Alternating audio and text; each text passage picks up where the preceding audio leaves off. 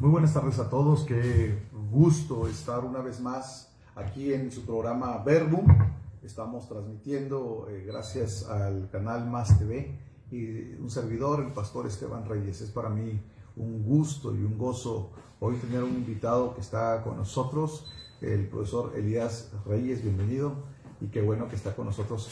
El señor Elías Reyes se ha destacado durante más de 35 años como una persona que ha estado visitando prisiones federales, una persona que está muy relacionada con el sistema penitenciario en nuestro país, una persona que ha estado trabajando como misionero para Islas Marías, llevando el Evangelio de Jesucristo a presos, y ahora actualmente el encargado de ceferesos, de todos los ceferesos en el país, la organización que él preside, que tiene presencia en cuántos lugares, ministerios capellanes de México. 84 grupos en todo el país. 84 células que entran a prisiones. Sí, les llamamos capellanías. Capellanías, excelente.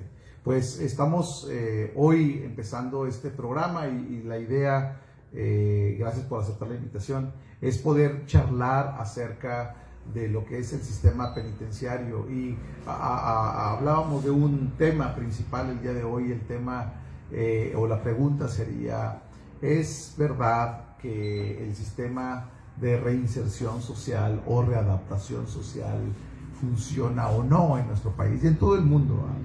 Y bueno, yo quisiera preguntarte primero, ¿cuál es ahora el movimiento que hay con el sistema penitenciario en México? ¿Qué es lo que está haciendo el gobierno? ¿Cuáles son sus esfuerzos para poder readaptar al preso? ¿Hay realmente un sistema de readaptación o no lo hay? Bueno, los diferentes gobiernos en los países, en cada uno de acuerdo a su cultura y a su desarrollo, hacen lo que pueden contra la delincuencia, contra la persona que es retenida, pues lo someten a un tratamiento. El fin es poderlo reinsertar a la sociedad, para que vuelva a ser responsable con su familia, con sus hijos, y pues el hombre hace su parte contraria, ¿no? Entonces las autoridades tienen su sistema, sus fórmulas, y hacen lo que pueden. Todos los países hacen lo que pueden, algunos mejor que otros, ¿verdad?, con más medios, pero el propósito es de que el hombre pueda volver a ser la persona de servicio para la sociedad y para su familia. Entonces, esto es muy irregular, pero el propósito es ese, que el hombre vuelva a ser el hombre honorable anteriormente. Okay. Y bueno, hay muchos esfuerzos del gobierno. Por ejemplo, aquí en nuestro país, en México, vemos el esfuerzo que hace. Por ejemplo, veo que hay maquiladoras, por ejemplo, en la prisión aquí en Juárez, que están funcionando dentro para poder darles trabajo. Sé que hay escuelas de oficios dentro del cerezo o de los ceferesos. Sé que hay programas para terminar estudio para adultos, que terminen su primaria, su secundaria, algunos preparatoria. Sé de algunos casos de personas que están haciendo carrera a distancia en prisión.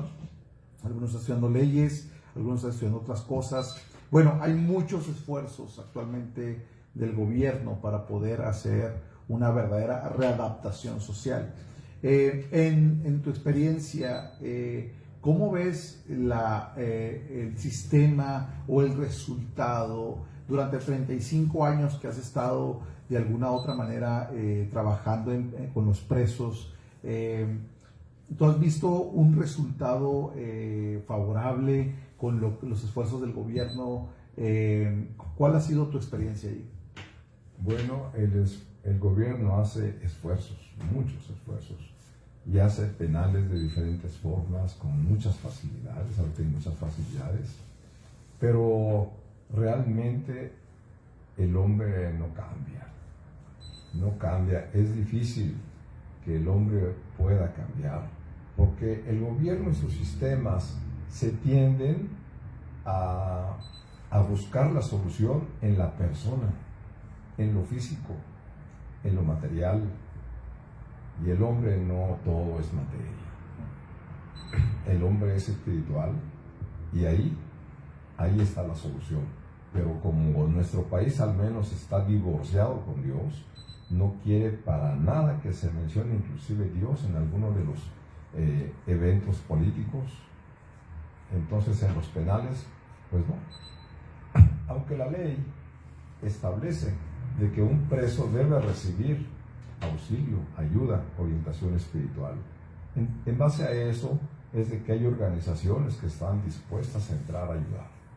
Y los, digamos, directores de centros federales, de cerezos y de prisiones municipales acceden a eso, porque ven que es lo único que puede y que hace realmente un cambio, el aspecto espiritual. Ahí estriba la solución del problema.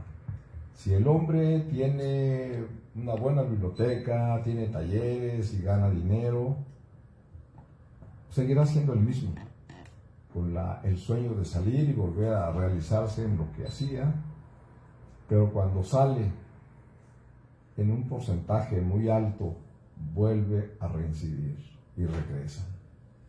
Esa experiencia tienen los centros penitenciarios en México. Y lo que se tiene de referencia es que las personas que atienden en su sistema espiritual y que conocen no una religión, sino llegan al conocimiento bíblico, la persona cambia. No es la religión, sino es el conocimiento lo que hace y genera un cambio en la persona. El conocimiento de la verdad, de las escrituras, van al corazón y van a la mente del hombre, y es lo que lo hace regenerarse. Nada fuera de esto hace cambios en el hombre ni en la mujer. Lo hemos visto en 35, 36 años, entrando a centros federales, atendiendo internos de diferentes tipos, profesionistas y de todo tipo en los centros federales. Hemos visto, y las mismas autoridades ven que esto da resultado. Entrábamos a Islas Marías cuando empezamos a entrar. Recuerdo muy bien que durábamos una semana visitando los diferentes campamentos. Y cuando salíamos, los custodios, cuando se despedían de nosotros, nos decían: señores, gracias por venir, dejan un sabor agradable en el penal. ¿Por qué razón? Pues porque se enseñan las escrituras, se predican las escrituras para todo aquel que quiera acercarse y ven los resultados. Aquel interno incontrolable que andan buscando que los maten y les dicen: oye, ponte a hacer tu melga, y el interno dice: a ver, ponme que la haga, y sacan su navaja. Y el custodio, pues padre de familia, es un empleo, no va a exponer su vida por hacer que trabaje un interno. Entonces, y cuando ven que ese interno bravucón y que anda buscando que lo maten, más bien, lo ven diferente, cambiado, muy hermanable, ayudando a las personas de mayor edad y muy solícitos. Dicen: ¿qué le pasó? ¿Qué lo hizo cambiar? Y después se dan cuenta que fue lo que lo hizo cambiar, el conocimiento de las escrituras. Ahí estriba todo. Hay muchas experiencias que nos ha tocado vivir y ver internos incorregibles, y de repente cambió. Entonces, eso es lo que ha mantenido las puertas abiertas para las escrituras en centros federales, centros estatales, municipales y rurales. Es el conocimiento de la palabra, no es la religión, el conocimiento. Gracias. Me llama la atención que mencionas que no es la religión y dices que es la palabra. Este programa, les recuerdo a todos, nuestra audiencia, se llama Verbum, que habla de la palabra, y nos interesa escuchar una opinión. La opinión es: ¿qué dice la Biblia al respecto? Hay pasajes de la Escritura que hablan acerca de los presos y de Dios interesándose en los presos y de Dios de alguna forma disponible o alcanzable para aquellos que claman a Él en momentos de necesidad extrema, como en el caso de alguien que ha perdido su libertad y que está en un centro de detención o una prisión. Platícanos experiencias, qué casos te han tocado ver en donde personas incorregibles finalmente al estar expuestos a la Escritura o a la Biblia, ellos pueden ver un cambio en su conducta. Y antes de que nos comentes y nos platiques algunas de estas historias fascinantes que he escuchado de ti, yo quisiera mencionar lo siguiente. En nuestro país tenemos una alta incidencia. Realmente muchos de los que salen de prisión, yo escuchaba una expresión de un preso en una ocasión y él decía: el sistema está diseñado de tal manera que una vez que caes y estás sentenciado y terminas tu sentencia, de alguna u otra forma, dice, te enrolas en la vida y te encaminas a regresar constantemente a prisión. Y parece que es un ciclo que no termina en aquellos que son criminales, en aquellos que tienen una vida dentro de prisión y se hace como un estilo de vida: entrar a prisión, salir y luego regresar, a grado que hay personas que dejan de estar atentos a lo que pasa fuera de la vida real y prefieren estar adentro de la prisión, y conozco algunos casos así. Y bueno, en nuestro país tenemos una alta incidencia delictiva, tenemos personas que otra vez vuelven a entrar, tenemos sistema de leyes que ayudan en algunos casos, en otros casos le han llamado la puerta giratoria, en donde algunos inciden en algún delito y tienen manera muy fácil de poder salir de nuevo. Y bueno, es una situación triste, ¿no? De ver el grado de incidencia de criminalidad.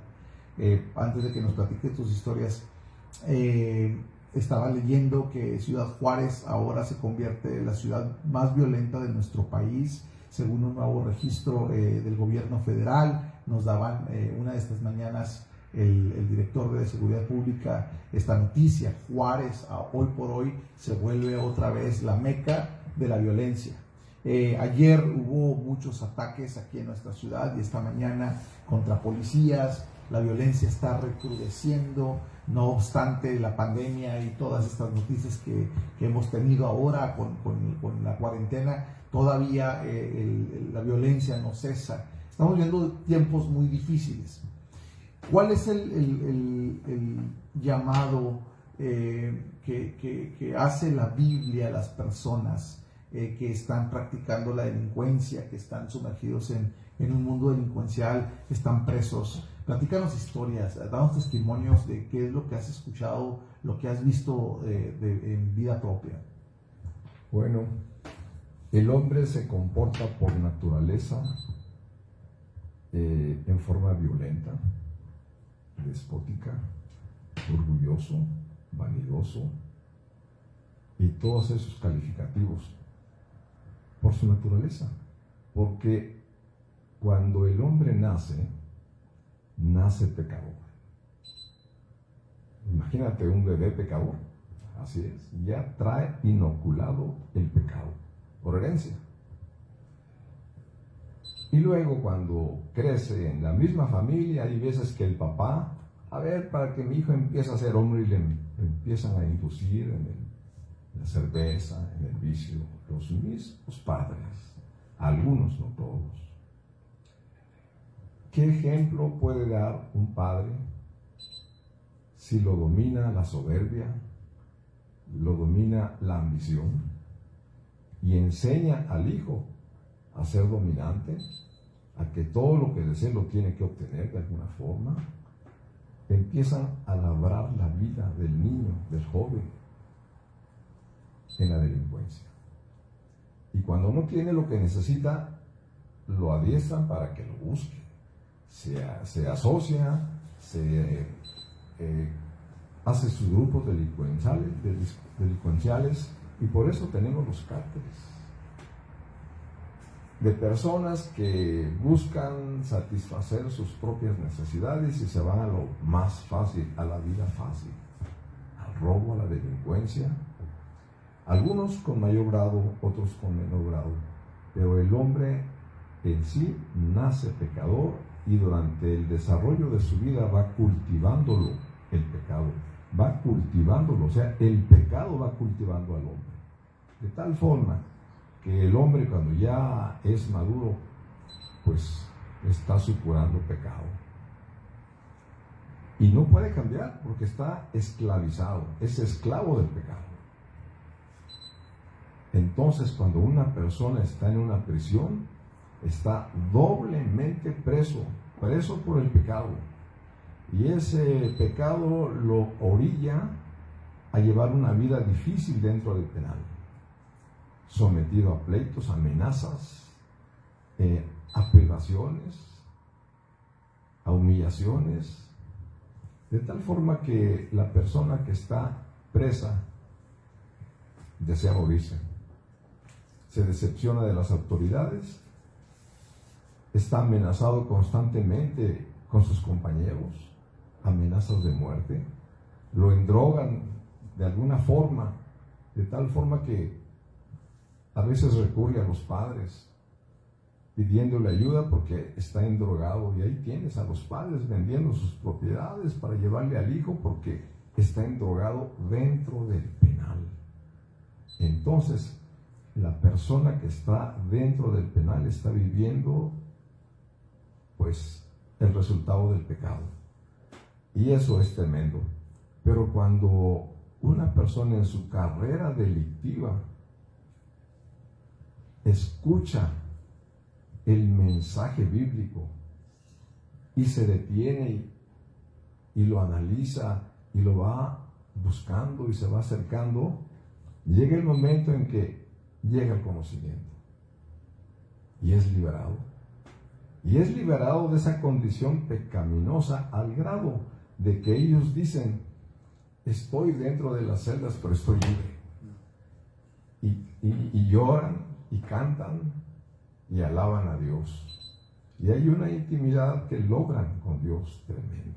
Y ahora ellos andan llevando el mensaje y sus propios compañeros ahora los golpean, los insultan, pero ellos pasan la prueba y siguen llevando el mensaje. Entonces, el hombre desde que nace en pecado y va desarrollando el pecado en su vida. Y lo va manejando. De tal forma que ya cuando está adulto, el pecado lo encausa algún tipo de delincuencia, de delito, va a llevar en su vida. Entonces, es grave pensar que el hombre nace pecador, nace sentenciado a muerte, porque la paga del pecado es muerte, y eso es una ley inquebrantable. Eso nos llega a entender de que Dios no perdona nada. El que la hace, la paga, porque hay muchas referencias bíblicas donde Dios nos dice que nos va a juzgar. En Hebreos 9:27 dice: porque está establecido para los hombres que mueran una sola vez y después el juicio. Todos vamos a ser enjuiciados, y eso lo debe saber toda la gente, y principalmente los presos, porque es a lo que estamos llamados nosotros, a los presos. Y entendemos que los presos en su carrera delincuencial, en su carrera de delitos, quedan atorados, así como un pez queda atorado al borde de un precipicio, de una catarata, en un dique. Así el hombre en su carrera delictiva queda detenido en un dique para que no se vaya al precipicio, y esas son las cárceles. Y se puede decir que la última oportunidad que pudieran tener es el conocimiento de la palabra, el conocimiento del Evangelio. Y muchos lo logran. Y hay muchos testimonios Voy a contarte un testimonio. En Islas Marías llegamos la primera ocasión y en el recorrido que hicimos fuimos al campamento de Aserradero. Se juntó la gente y hablamos del mensaje, y al siguiente mes volvimos a ir. Y cuando llegábamos a ese mensaje, otra vez llegaba la gente.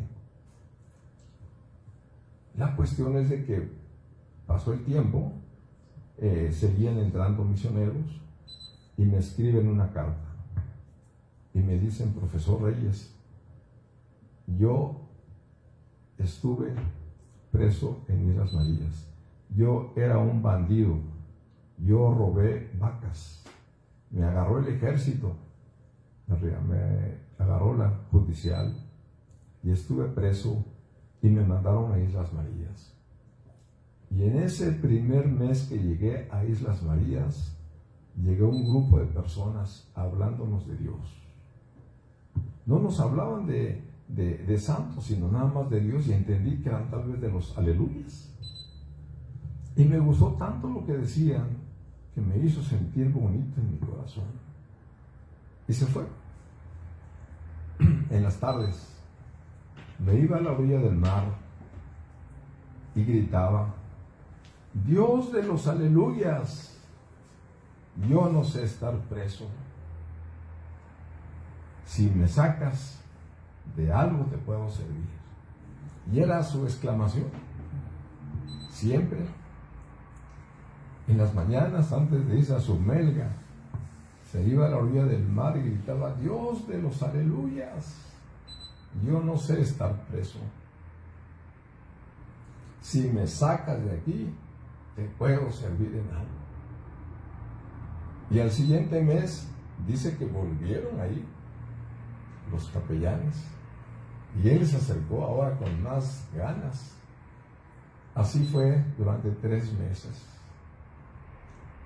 A los 3 meses dice que iba, se paraba a la orilla del mar y se dio cuenta que algunos lo veían y no se apenó.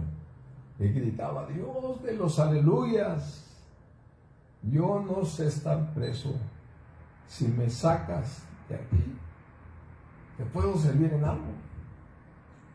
Dice, y a los 3 meses llegó en libertad.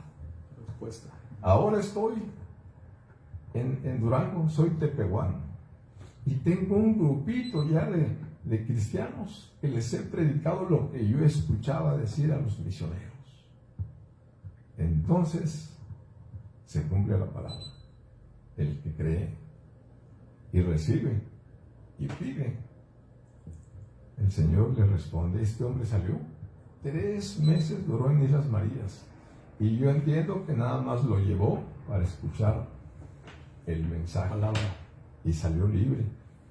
Y cuando fui a visitarlo, tenía un grupo grande de puros tepehuanes, predicándoles en su dialecto, en la sierra de Durango.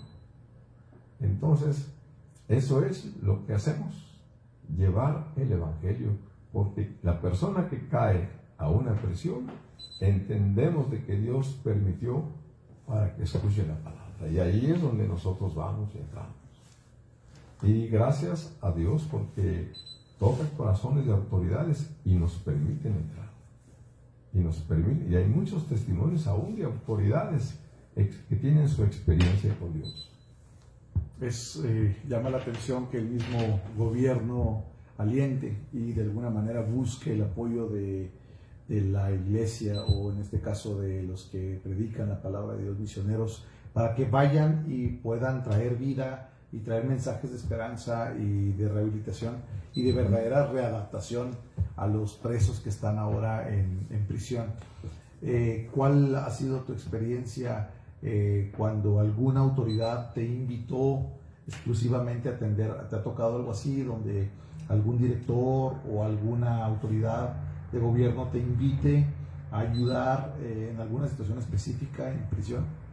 Bueno, hace algunos años, será como unos 7 años, entró el grupo de capellanes a Islas Marías. Y había un grupo de internos que fue llevado de Ciudad Juárez. Llegaron a la isla y estando en el campamento de Morelos se empezaron a poner rebeldes e incontrolables. Un grupo de juarenses. Incontrolables, revoltosos, y quisieron controlar el agua. El agua, las fuentes de agua. Las fuentes de agua. Quisieron controlarlo y pues buscando camorra. Entonces el director busca al capellán que fue con su grupo y estaba trabajando. El misionero. Sí, al misionero Leobardo Aragón iba con su grupo. Y van y le dicen, señor, capellán, queremos que nos eche la ayudada. El director lo va a buscar. Dígame, señor, queremos que nos ayude. Tenemos un grupo que vino de Ciudad Juárez, rebelde, y nos está dando mucho problema. ¿En qué forma nos puede ayudar? Entonces le dice, júntenlos en algún lugar y tenga micrófono si es posible para poder hablarles. Sí, cómo no. Cuando acaben ustedes de hacer su recorrido, venimos por ustedes, sí, cómo no. Terminando su trabajo que tenían en ese campamento, fueron las autoridades por ellos y se los llevaron a Morelos. Cuando llegaron a Morelos, ya tenían toda la gente sentada y un tapanco ahí como foro y micrófono. Y le dieron el lugar y empezaron a hablar los capellanes. Empezaron a darle el mensaje de la palabra. Los señores empezaron a tomar videos y fotografías de lo quietecitos que estaban estos malandros. Y eran aztecas. Entonces estaban oyendo y todos les llamó la atención con qué seriedad estaban atendiendo y tomaron videos y fotografías. Y terminó la reunión. Al día siguiente, otra vez, fueron por ellos y los llevaron, ya tenían a la gente junta y ahora había un poquito más. Y cuando estaban dando el mensaje bíblico, empezaron algunos a sollozar. La palabra de Dios llega al corazón del hombre y lo hace reaccionar. Empezaron así a sollozar algunos. Y los señores tomando fotografías y videos de eso, pues no se había visto, ¿no? Al tercer día, que era el miércoles, y era el último día porque ya al siguiente día los capellanes tenían que salir de la isla, fueron por ellos, ya estaban todos sentados, muy atentos ahora y platicaban entre ellos, siendo que estaban dos grupos antagónicos. Entonces empezó la plática y todos muy atentos y muy positivos escuchando, y las autoridades filmando y tomando fotografías porque pues, era un cambio que se estaba viendo. Cuando terminaron las enseñanzas, la predicación, se empezaron a abrazar entre ellos. ¿Cómo es posible? No estaban matándose entre ellos y queriendo perjudicar las autoridades de la isla, y ahora entre ellos estaban saludando con mucha animación. De ahí en adelante ya no hubo problemas. Entonces entendemos que la palabra hizo su efecto. Y como las autoridades lo ven, recurren. Y cuando llegamos a un penal, a veces nos dicen, ya tenemos un grupito, y les decimos, ¿saben? Venimos preparados para atender gente difícil. Si tiene gente difícil, por favor, llévenos con ellos. Las personas que le dan lata, que le dan problemas. Y es lo que hacemos. Y es lo que ha sucedido en las Islas Marías. Tenemos muchas experiencias en Islas Marías, pero aquí en el continente también. Pero en Islas Marías es donde vimos cómo el Señor fue formando nuestra organización. Tenemos ya 35 años de experiencia carcelaria. nuestro sistema de hablar ha cambiado totalmente. Tenemos un sistema, pues no puedo decir exclusivo, pero es muy especial. No lo hacemos como muchas iglesias o congregaciones, lo hacemos de una forma distinta y encontramos que es una forma agradable, positiva y provocativa, porque se acerca y nos pregunta. Y las pláticas se hacen muy interesantes, a veces por lo que preguntan ellos también. Entonces, es la experiencia que tenemos de que nos han ocupado, nos han hablado cuando hay problemas y se ha solucionado el problema. Nosotros no, es el Señor a través de su conocimiento. Entonces, pues hay muchas experiencias de ese tipo. Y por ejemplo, hay directores que han probado esto.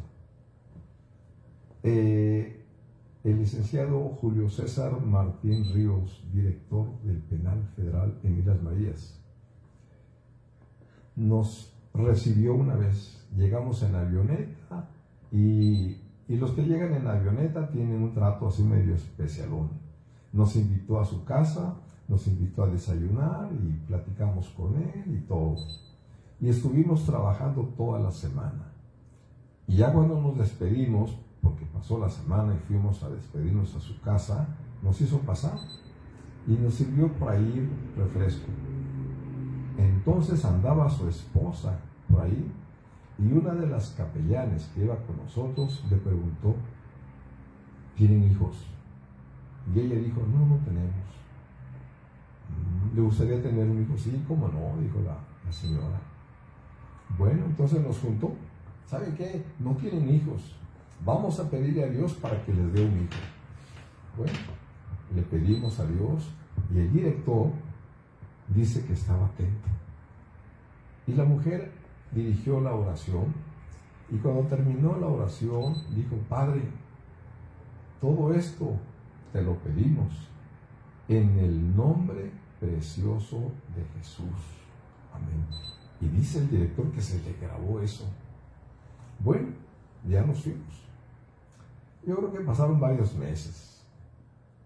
Y cuando tocó de que volvimos a entrar en la avioneta, nos recibió el director.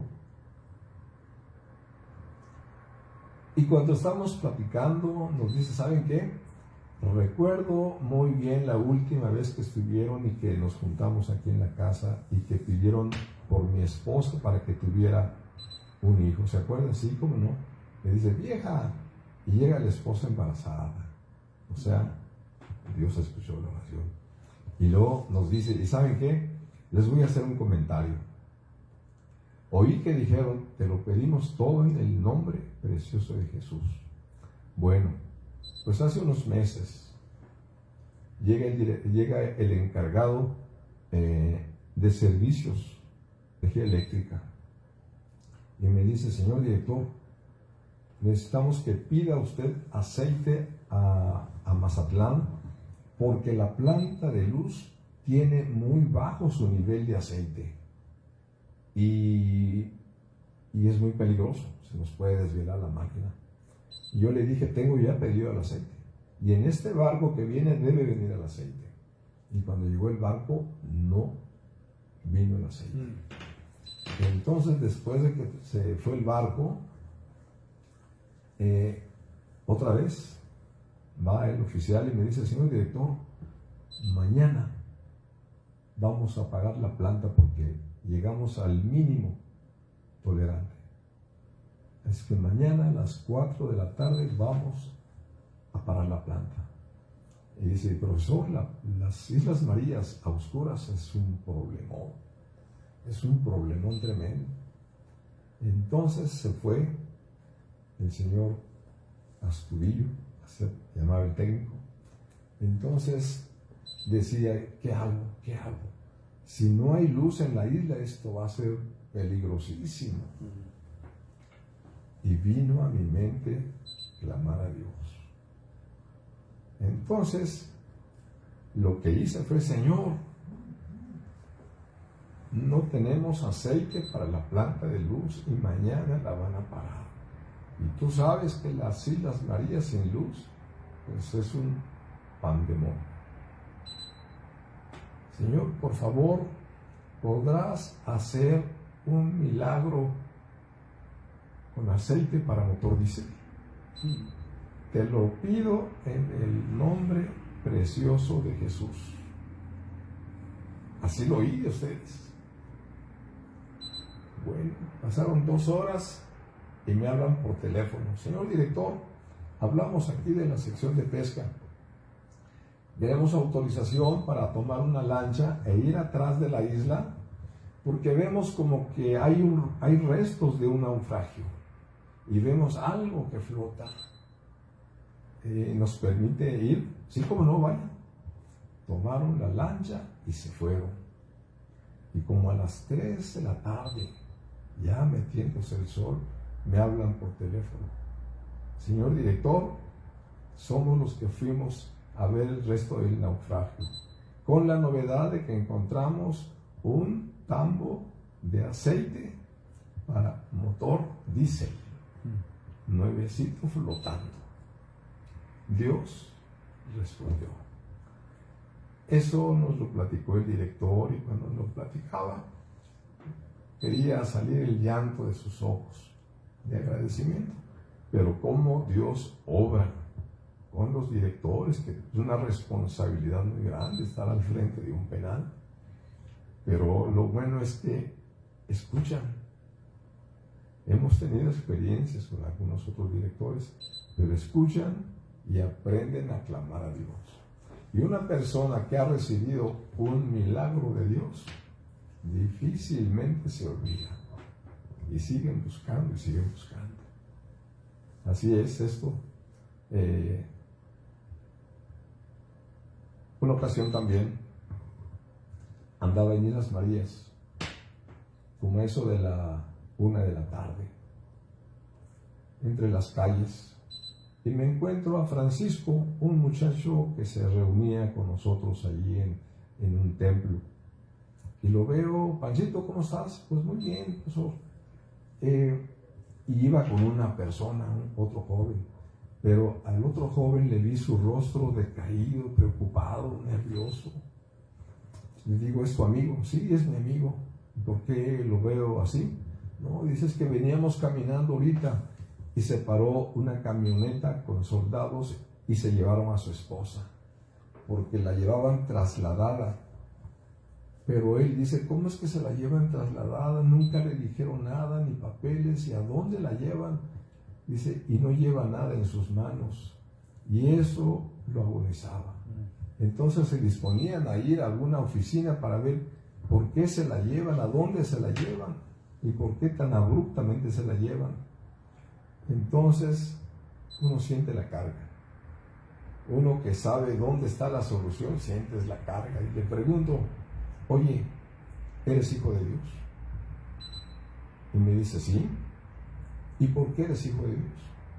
Pues me dijo muchas cosas, pero no me dio la respuesta correcta. Entonces entendí que no era hijo de Dios. Entonces le empecé a hablar las palabras básicas de conocimiento. Y llegamos al punto de que para ser hijo de Dios tiene que aceptar a Jesús en su corazón. Y él dijo: sí, yo lo acepto, yo creo, yo lo acepto. Y podrás pedirle que venga a tu corazón, sí, pero tienes que pedirle perdón también por tu vida. Empezó a orar y dice: Señor, he sido muy malo, perdóname. Y sabes, creo en ti como el Hijo de Dios. Y te recibo en mi corazón. Y te doy gracias, porque por lo que me dicen, yo creo que tú me aceptas como tu hijo.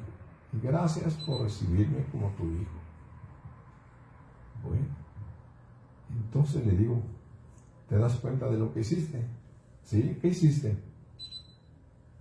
Le pedí a Dios que me perdonara mi vida.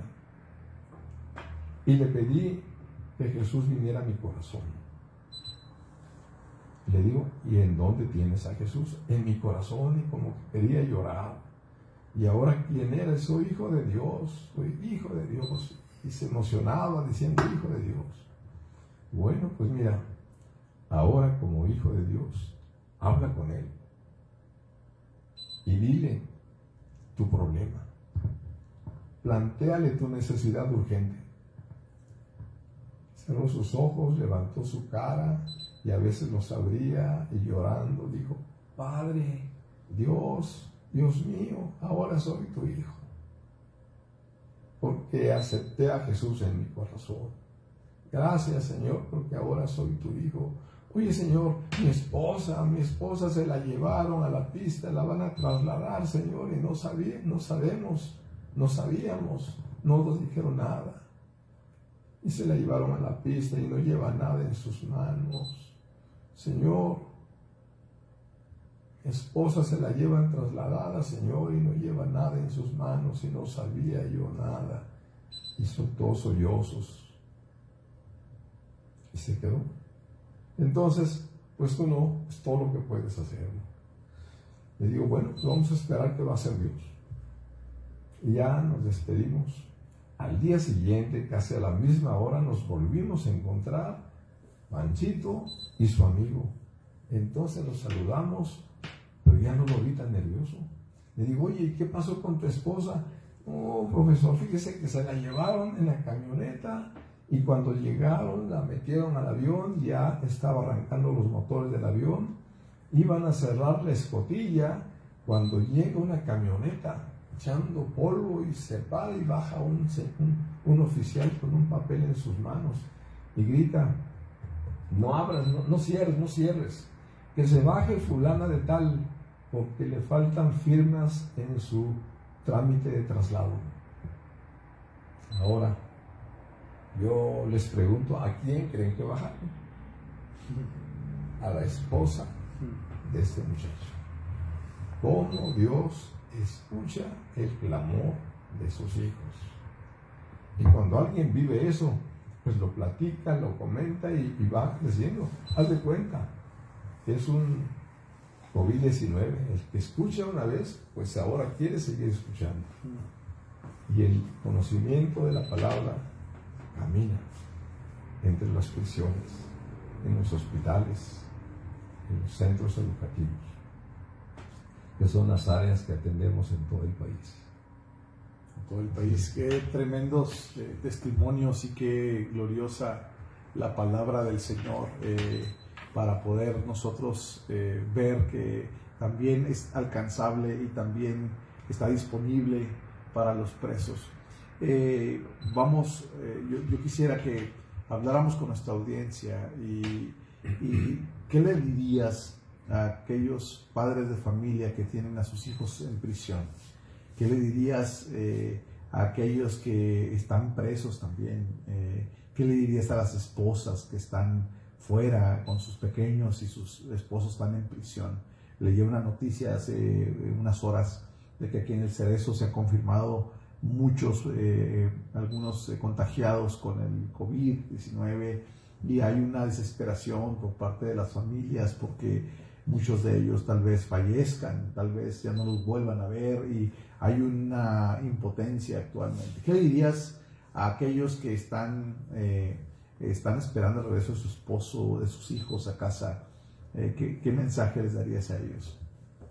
Bueno, la palabra dice: instruye al niño en su camino, y aun cuando fuere viejo, no se apartará de él. Lo mejor que nos aconseja la palabra es enseñar a los hijos a conocer a Dios a través de la palabra.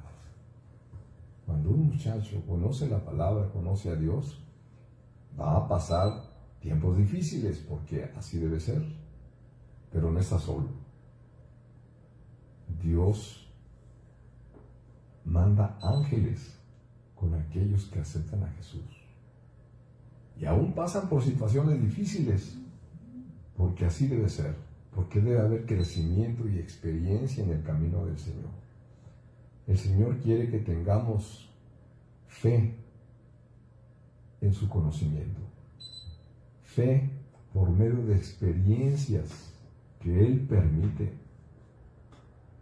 Nos permite pasar por situaciones difíciles a sus hijos, pero si en ese momento de clamor sale del corazón pedirle ayuda, Él lo hace, porque nos está formando. Y esas situaciones difíciles son formativas para los creyentes. Dios quiere que tengamos una vida de testimonio. Ahora, cuando no hay esto y el hijo está preso, pues muchas personas en su ignorancia acuden a la hechicería, acuden al cohecho, acuden a lo que conocen, que son situaciones de muerte. Pero lo que sí pueden hacer es buscar consejo, cómo poder plantearle su problema a Dios. Cuando vamos a plantearle un problema a Dios, pues Dios escucha, pero algunos no los conocen. Pero el que busca a Dios y lo recibe, a ese conoce, a ese escucha, y Dios como que se goza haciendo milagros. Entonces, si tienes un familiar en el Cerezo o en alguna otra prisión y hay el alto riesgo del contagio, pues no depende del contagio, no depende de la prisión, depende de Dios, porque nada se hace sin la voluntad de Dios. Si una persona es contagiada, es porque Dios lo permitió. No es porque estuvo en el lugar equivocado, en el momento equivocado. Dios lo permitió. Entonces, si Dios tiene todo el control y tiene todos los medios y todo el poder, pues vamos a buscarlo. Vamos haciéndonos sus hijos. Si Él responde a sus hijos, ¿qué hay que hacer para ser hijo de Dios? Cree en el Señor Jesucristo. Clámalo, recíbelo en tu corazón. Y una vez que lo recibas en tu corazón y sientas el gozo cuando le hablas, porque el Espíritu de Dios viene al corazón del hombre y lo hace sentir ese contacto con Dios. Si recibes a Cristo en tu corazón y te haces hijo de Dios, ahora sí, clámalo. Plantéale tu problema y dile: Señor, gracias porque eres mi Padre y yo soy tu hijo, Señor, y ahora como tu hijo te pido, Señor, ten misericordia de mi familiar, de mi hijo, de mi hija, de mi hermano. Ten misericordia, Señor, y no permitas que sea contagiado. Posiblemente va a ser contagiado, posiblemente, y posiblemente lo saquen de urgencia, pero se va a recuperar. No suceden las cosas como deben, porque Dios interviene. Pero hay que ser hijo de Dios para tener esa confianza de pedirle a Él que obre. Yo tengo muchas experiencias de esas, cómo Dios obra, cómo Dios ayuda en los momentos en los que ya no hay salida. Uno clama. Recuerdo muy bien, hace muchos años, mi primera experiencia que tuve con Dios. Eran las 3 de la mañana. Me tocó trabajar en la ampliación de la cortina de la presa Miguel Hidalgo en Sinaloa. Y trabajaba en el tercer turno. Tenía escasos 19 años. Ya era un técnico. Entonces me acuerdo que fue una persona al taller del tramo y le dijo al jefe: el Yucle 18 se quedó en la cuesta sin combustible, que si por favor le puede llevar. Y el jefe del taller dijo: sí, como no, ahorita le mando. Resulta que se estaba ampliando la cortina de la presa Miguel Hidalgo, le estaban haciendo más gruesa, y la segunda capa gruesa empezaba pues a unos cuantos metros y subía todo lo largo en forma angular, toda la cortina, como 1 kilómetro y fracción. Y ya en este lado el camino bajaba otra vez también a 90 grados y aquí estaba el río fuerte. Entonces le dice el jefe del taller a mi compañero, le decía en el Teco, oye Teco, el Yucle 19, los Yucles son unos camiones muy grandes para las minas, unas ruedas gigantes, el motor gigante. Le dice, oye Teco, el Yucle 19 ya casi quedó reparado del cloche. Llévatelo, cárgalo de combustible y traspaléaselo al Yucle 18 que está en la mera cima de la cortina. Y sí, entonces yo no tenía qué hacer a esa hora. Y le dije, ¿quieres que te ayude? Y me dijo, sí, cómo no, ayúdame. Bueno, llenamos el tanque del combustible del Yucle 19 y nos subimos. Y él estaba chaparrito y apenas si veía, y el volantote, el supercamión. Ya nos fuimos a vuelta de rueda y llegamos hasta arriba, la primera rampa, como de unos 300 metros, y luego la otra rampa como de 1,5 kilómetros subiendo hasta la parte más alta de la cortina. Y llegamos ahí, se dio la vuelta en U y se puso junto al otro Yucle, tanque frente a tanque, y pasamos el combustible. Y él metió la reversa, pasamos todo el combustible, el Yucle 18 arrancó y se fue inmediatamente. Entonces ya, vámonos. Y se me ocurre decirle a Teco, oye Teco, ¿quieres que te ayude llevando el vehículo, el Yucle? Dice, sí, cómo no.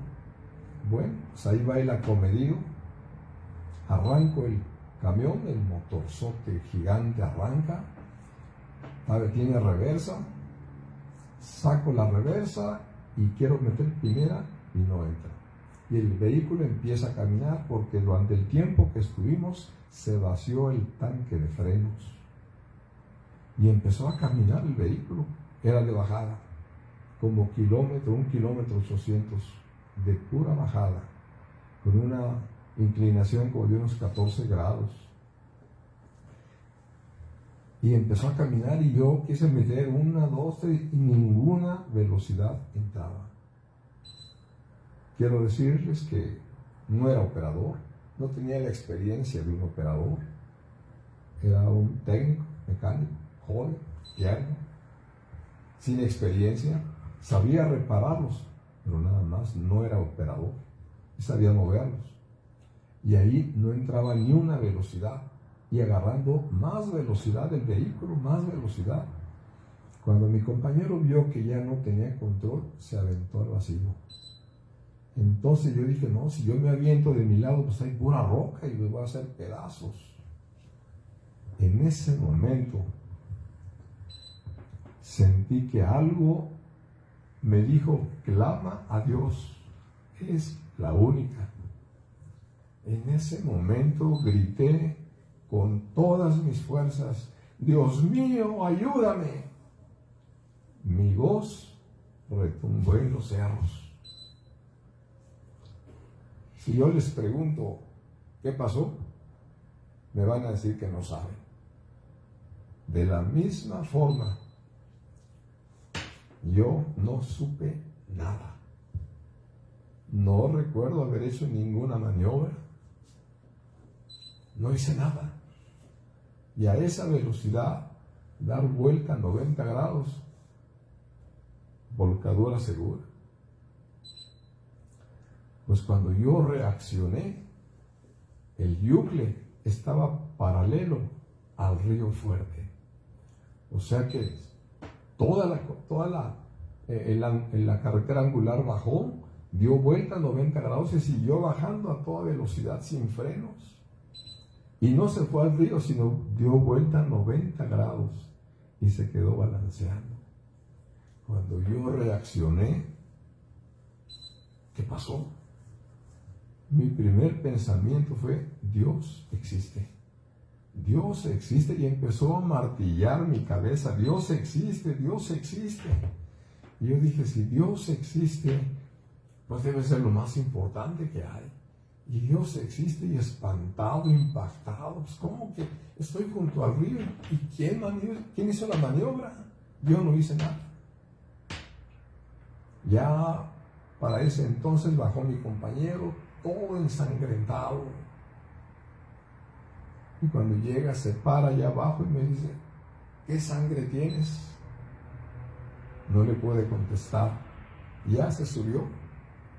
Y ahora sí, como el niño que hizo una travesura gorda, ahí se puede meter primero y suavecito. Llegamos al taller, acomodamos el vehículo y era hora de salida. Entonces, eso para mí fue un impacto tremendo.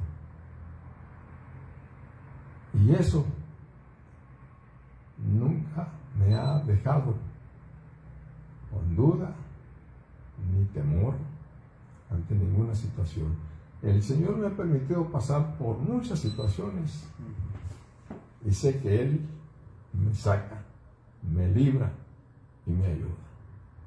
La expresión extraordinaria que usas, a lo que llegas después de tu experiencia es Dios existe. Dios. Y el llamado es a nuestro público, tenemos que terminar. Me gustaría tener otro programa, escuchar más historias y testimonios de vivencias extraordinarias.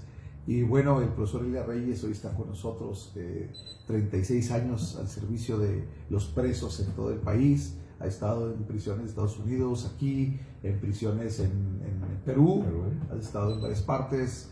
Gracias a Dios por hombres como el profesor Reyes que han estado entregando su vida para poder bendecir y llevar este mensaje también a los presos que ellos tanto lo necesitan.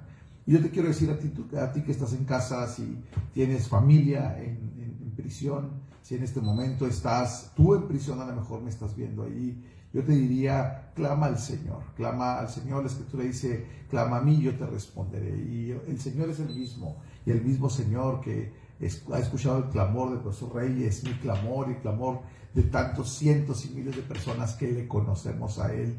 Yo te invito hoy a que clames a Él. Yo no sé cuál sea tu circunstancia, yo no sé cuál sea tu situación que estés viviendo ahora, pero clama al Señor. La verdadera readaptación social está en un cambio interno del corazón y solamente lo puede hacer Cristo. Yo te quiero invitar hoy a que oremos juntos. ¿Qué te parece? Terminamos orando y pidiéndole al Señor que traiga consuelo a aquellas personas que tienen familiares presos, y también que el Señor venga y traiga un cambio de corazón para que aquellos que están con una situación difícil, con una conducta que no pueden cambiar, es el Señor el que puede hacer ese cambio solamente. Vamos a orar en esta hora. Señor, te damos gracias por este tiempo que estamos aquí hablando y gozándonos, Señor, de testimonios y ver que tu poder, Señor, no cambia.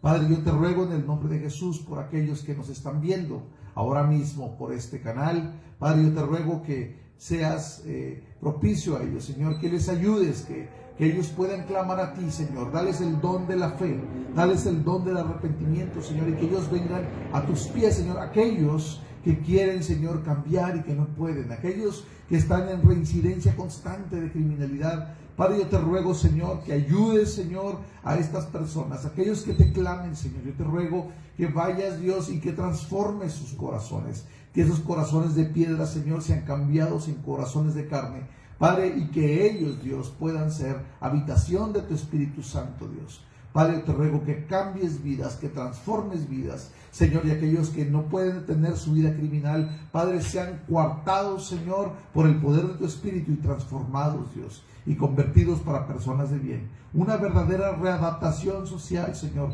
solamente viene del poder y del toque de tu Espíritu Santo. Señor, en el nombre de Jesús, toca vidas, Señor, de aquellos que nos están viendo.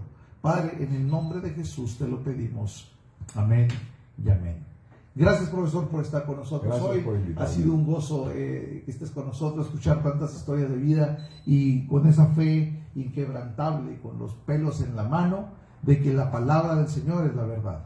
Dios te bendiga. Este es Verbum, tu servidor, el pastor Esteban Reyes. Nos vemos la próxima.